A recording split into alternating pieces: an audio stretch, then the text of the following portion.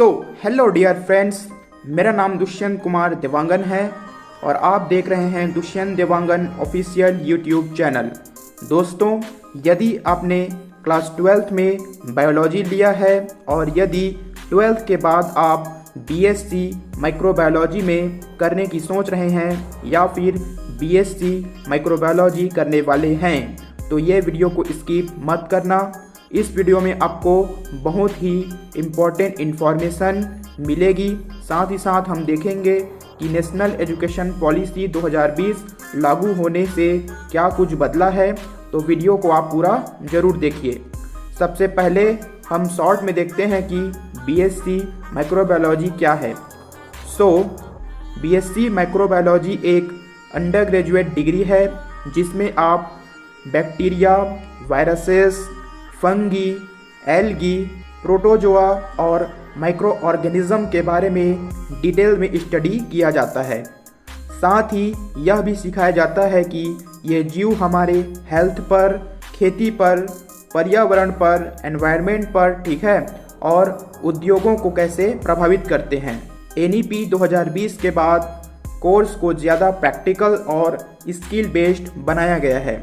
अब देखते हैं एनईपी 2020 के अनुसार कोर्स स्ट्रक्चर।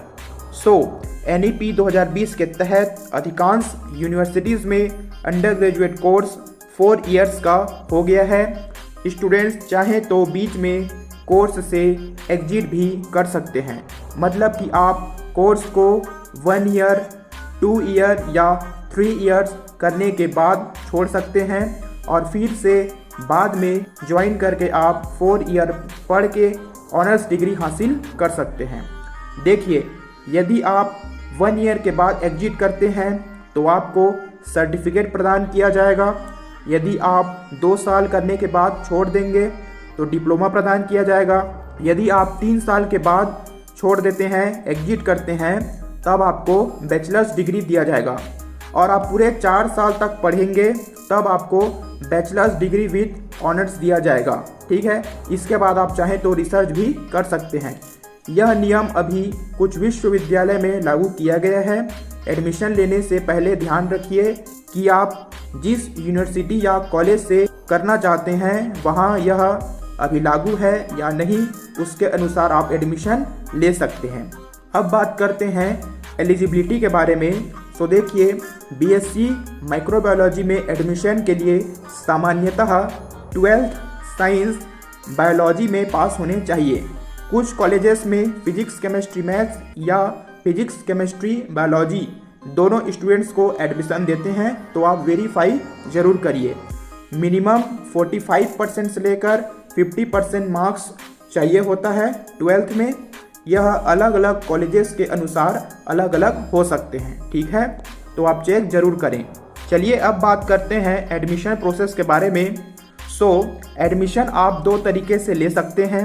यदि आप गवर्नमेंट कॉलेज में एडमिशन लेना चाहते हैं तो आपको 12th में हाईएस्ट मार्क्स लाने होंगे, या फिर कई कॉलेज में या यूनिवर्सिटीज़ में एंट्रेंस एग्ज़ाम होता है, उसके अनुसार आप एडमिशन ले सकते हैं।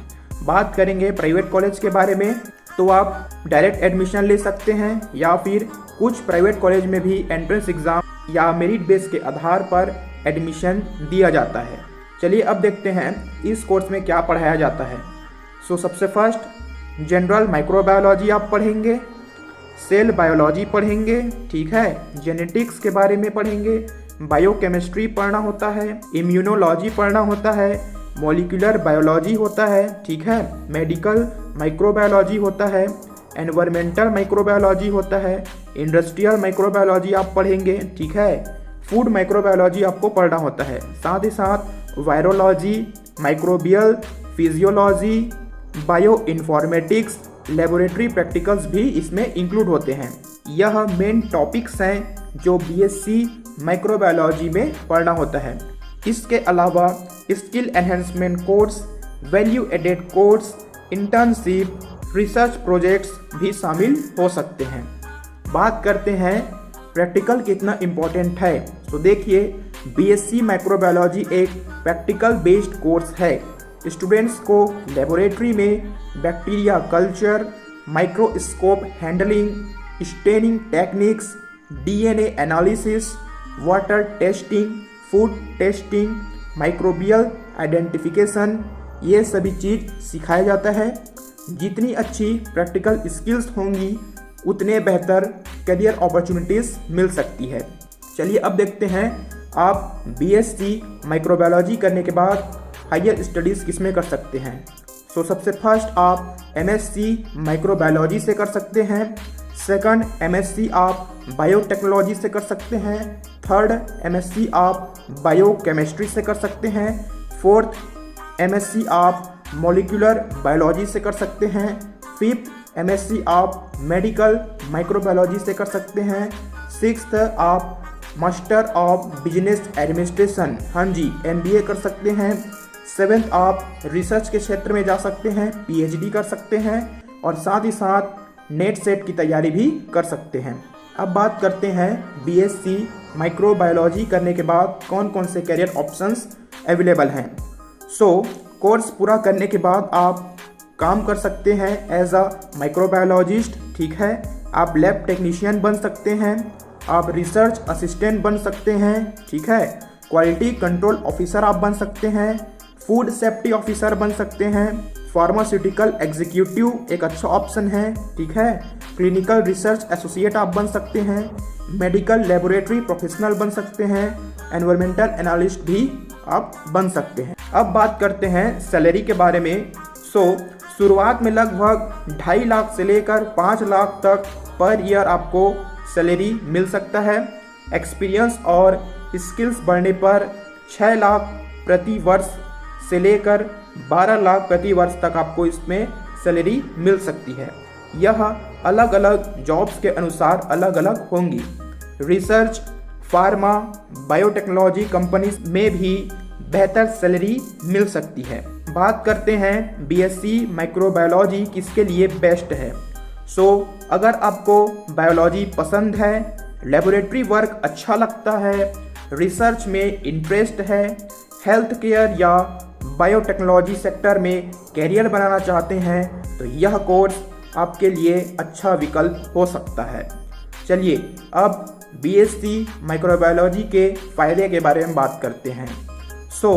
बायोलॉजी स्टूडेंट्स के लिए यह एक बेहतरीन कोर्स है, ठीक है।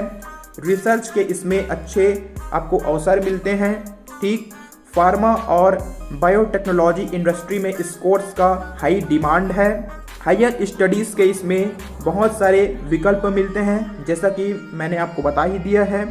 गवर्नमेंट और प्राइवेट दोनों सेक्टर में कैरियर उपलब्ध हैं। उम्मीद है कि अब आपको BSc माइक्रोबायोलॉजी NEP 2020 के बारे में पूरी जानकारी मिल गई होगी। कमेंट में बताइए कि आप BSc माइक्रोबायोलॉजी करना चाहते हैं या फिर ऑलरेडी कर रहे हैं। और अगर आपको सेमेस्टर वाइज सिलेबस चाहिए तो कमेंट अवश्य करें। चैनल को सब्सक्राइब करना ना भूलें और साथ ही साथ वीडियो को लाइक कीजिए और अपने फ्रेंड्स के साथ शेयर कीजिए। Thank you so much. मिलते हैं अगली वीडियो में।